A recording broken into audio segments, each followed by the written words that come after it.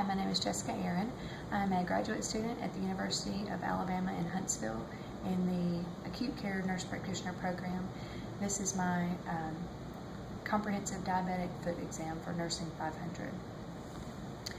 To start out with the patient assessment, I would do an orthopedic exam, a couple of different aspects of that. First, looking for any digital deformities to the foot. So any hammer toes or toes that are turned in towards the others, or curved toes that are curved down towards the bottom of the foot that would create pressure in those areas. Also, I would look for equinus, which would be a tightened heel cord. What we would need to do is check to see if the patient can flex their foot past 90 degrees, and that would indicate that they do not have equinus. If they did have that tightened cord and unable to flex past that 90 degrees, it would put an increased amount of pressure on the front of their foot and put that area at risk for breakdown. I also want to look at the metatarsal heads, specifically for any plantar flexed metatarsals, so any area looking from the side that protrudes further down than the other would be at an increased risk for breakdown to that skin. This patient doesn't appear to have that issue either. The next thing would be looking at the arch of the patient's foot, so making sure that that arch is still intact, not showing any sign of Charcot deformity, where there is a collapsed arch where it's actually broken down right there in the middle. That would create kind of a bulging or rocker shape on the bottom of the foot that can sometimes be misdiagnosed as inflammation or infection, as swelling in the area, when it is actually a painless process of the Charcot deformity protruding there. Also want to see if the patient has any amputations to any of their toes or any part of their foot from any prior wounds. This patient does not have those. If they had any amputations, I would want to look to either side and around that area to make sure that there's no one specific spot that's receiving more pressure than the other, and make special note of those.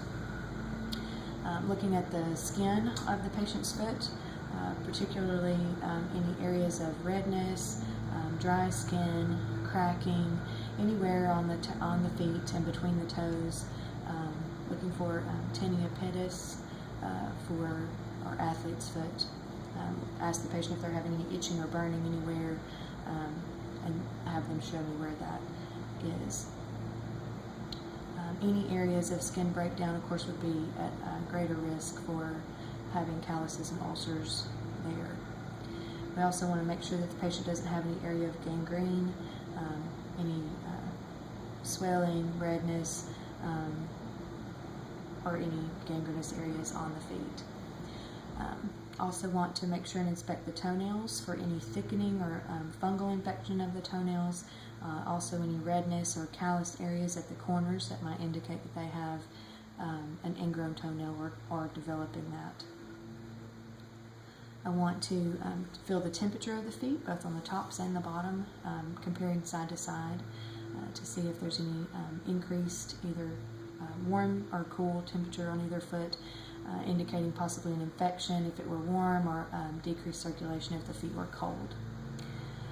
Also want to look at the hair distribution on the feet and the lower legs. If there's any patchy areas of hair loss, that may indicate that there's some decreased circulation to that area.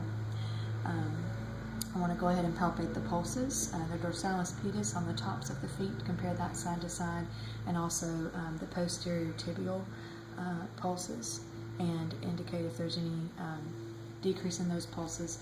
It might show that they have decreased circulation to that extremity. I want to check the patient's capillary refill. Just press down on the great toe on either side, ensure that that pink returns within 3 seconds to show that they have good circulation there. Then we'll move on to test for sensation in the feet. We would do all of these tests on both feet, but for the sake of time in this exam, we'll go ahead and just do one foot for each test. First, we'll do monofilament testing. We want to indicate that when we're doing these exams, we do them in the same areas on each foot each time, so that we have that consistency to show if there's any area of discrepancy from prior exams. We would have the patient close their eyes and touch the pad of their toes on the first, middle, and last toe, and then along the metatarsal pads on either side and in the middle. We can also have them tell us whether or not they can feel touching the middle of their foot and along the heel and even on the top of the foot, just telling me when they have that sensation of the stimuli on that foot. Another test for sensation is their vibratory sensation. So I would press this tuning fork into the top of the patient's toe and have them tell me when they stop feeling the vibrations. If that happens before I stop feeling it in my hand, that would be an indication that they have a decreased vibratory sensation in that foot, and we might want to do some further testing there. Next, I'm going to try to see whether the patient can distinguish between sharp and dull sensation at various areas along the foot. Of course, the same as with the other exams, we want to touch in similar areas on either foot with sharp or dull sensation. Have the patient close their eyes and indicate what they feel when their foot is touched. Our next test that we would do is to look at their reflexes. So I want to check the reflexes on either side, make sure that those are present, and that there's not any decrease from one side to the other. If we do find any discrepancies in any of these exams, we may want to do some further testing. We possibly could order for the patient to have a pad net test or look at their ankle brachial index. There's also the option of having the patient tested for their pressure points on the bottoms of their feet by standing and indicating those areas that have the greatest area of pressure.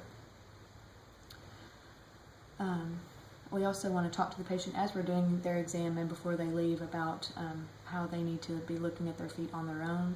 They want to do daily examination of their feet, making sure that they're keeping them clean and dry, looking between their toes, cleaning and drying between their toes, and doing that on a regular basis.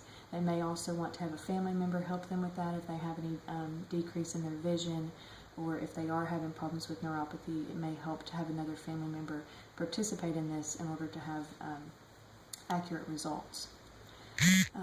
We want to remind the patient that they need to be careful with their shoes that they choose, that they're properly fitting, that their socks don't have any seams that are rubbing places on their feet, and that if they do have any signs of neuropathy, they're not wearing open-toed shoes that would set them up for injury there.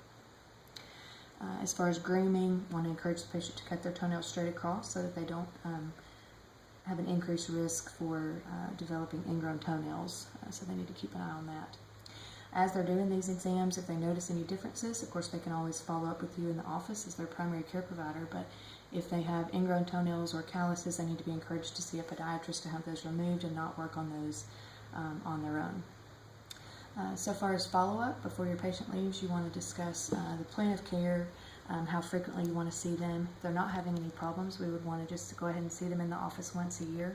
And then as they develop, or if they do develop neuropathy and as that worsens, you would increase their visits to biannually or quarterly, or even every 2 months if they have a amputation or a wound on their foot. And that concludes my diabetic foot examination.